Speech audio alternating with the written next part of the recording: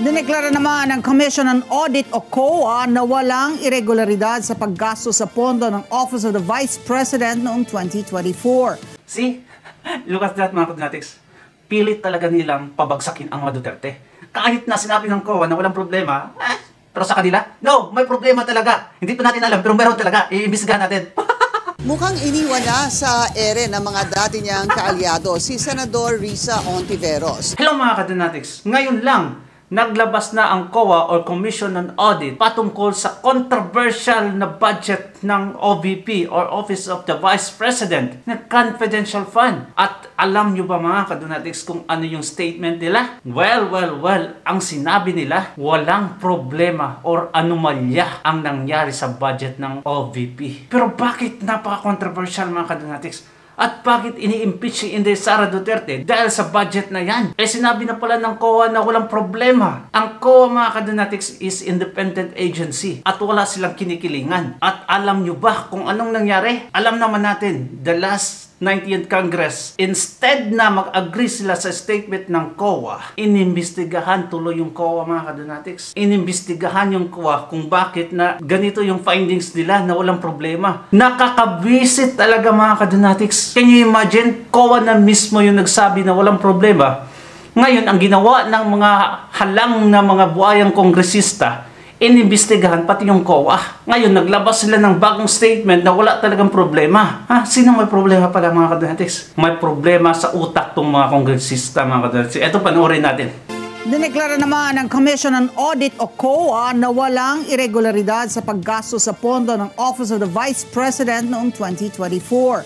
Ayon kay OVP spokesperson Attorney Ruth Castelo, malaking bagay ang pahayag ng COA lalo na't hindi pa rin natatapos ang alegasyon sa kinikwestyong paggasta sa OVP funds. Nagbabalik si Madeline Villar Moratillo sa balitang niya. See?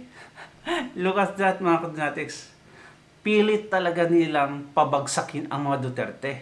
Kahit na sinabi ng COA na walang problema, pero sa kanila, no, may problema talaga. Hindi pa natin alam, pero meron talaga. Iimbestigahan natin.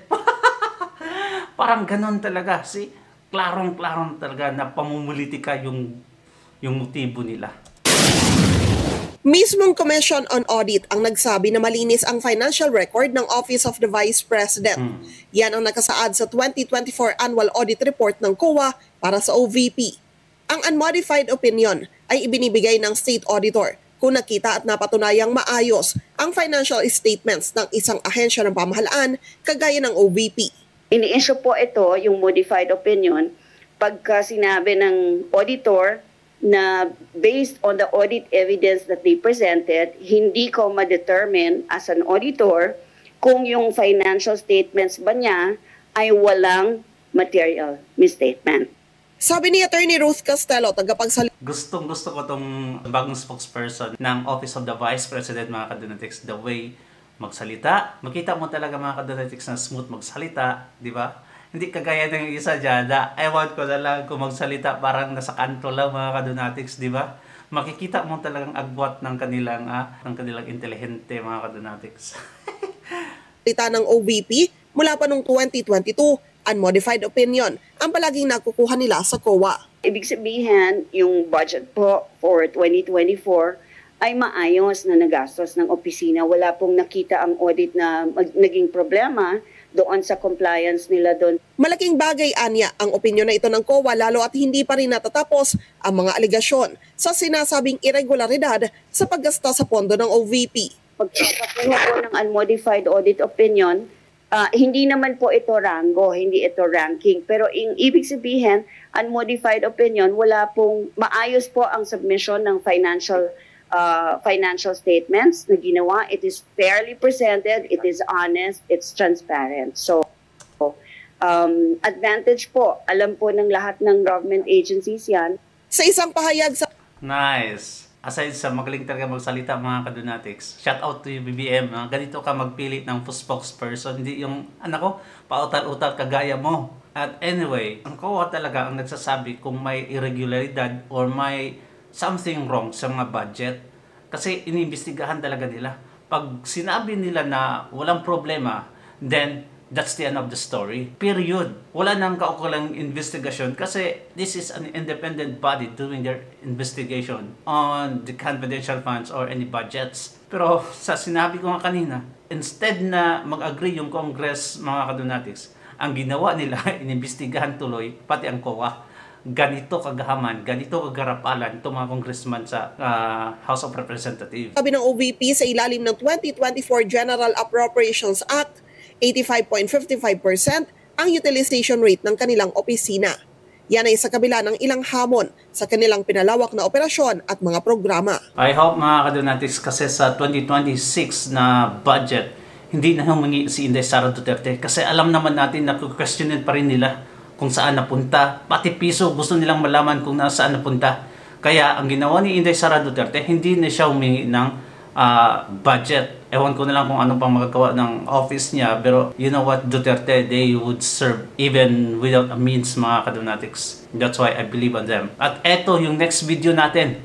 Nako, kaawa-awa si Risa Hontiveros, mga kadonatics, kasi parang iniwan na ng dalawa.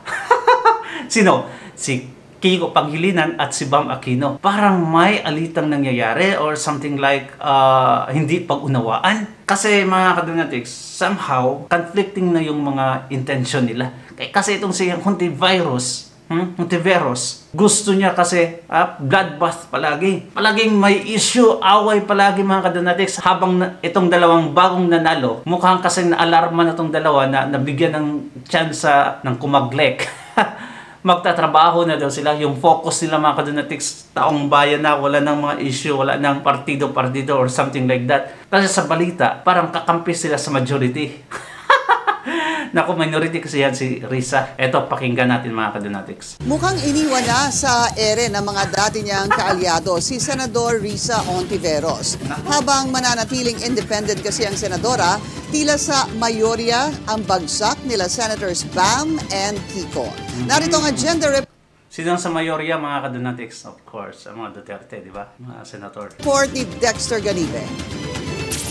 Buo ang loob ni Senador Risa Hontiveros at hindi raw siya na-hurt sa mga bali-balitang iniwan na siya ni na Senador Bam Aquino at Kiko Pangilinan na kanyang ikinampanya to the max noong nagdaang midterm elections. Naniniwala ang mambabatas na responsable at accountable naman sina Bam at Kiko sa kung anuman ang kanilang desisyon. Unang umugong at nag-leak sa Senado na suportado ni na Kiko at Bam ang Senate presidency ni SP Cheese Escudero. Sa katunayan, sumingaw na sa Senado na ibinigay kay Bam Aquino ang chairmanship ng Basic Education Committee na kanya talagang ninanais para maisulong ang kanyang mga pangako noong kampanyahan para sa edukasyon. Yan, ganyan yung gawin mo, Bam. At Kiko, huwag na kayong mamumulitika. Gawin nyo yung nararapat para sa taong bayan. Yung promises nyo during election. Tama yan. Itong si Hontiveros kasi, gusto, palaging may away. Abot na lang sa siyang lubot.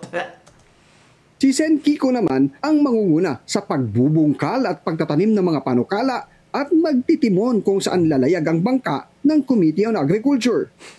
Sa kanya namang social media post, iginiit ni Senador Kiko na ang kanyang laban sa Senado ay para malabanan ang kagutuman sa bansa.